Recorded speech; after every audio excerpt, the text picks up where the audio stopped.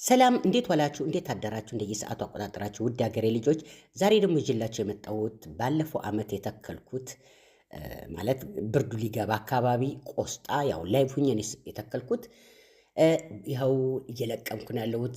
ዘንድሮ እኛ ጋር በረዶ አልጣለም እና ይኸውላችሁ ዝም ብለን አንቆርጠውም። ቆስጣውን እንደምታዩት ዳርዳሩ ነው የምቆርጠው። ከዛ ላይ ተመልሶ ይበቅላል።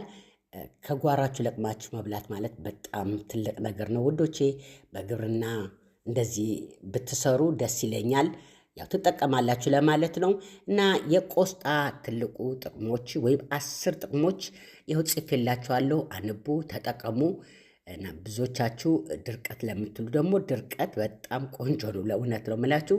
እና እንደዚህ ቻርጌ ይቺ ቪዲዮ ትጠቅማቸዋለች። ያው ጊዜ ባይኖረንም በትንሿ ቦታችን እንደዚህ አድርገን እናምርት እላችኋለሁ። ይኸው እንደዚህ አድርጌ ከቆረጥኩ በኋላ ደግሞ እንደዚህ ተወዋለሁኝ። በሉ ላይክ አድርጉ።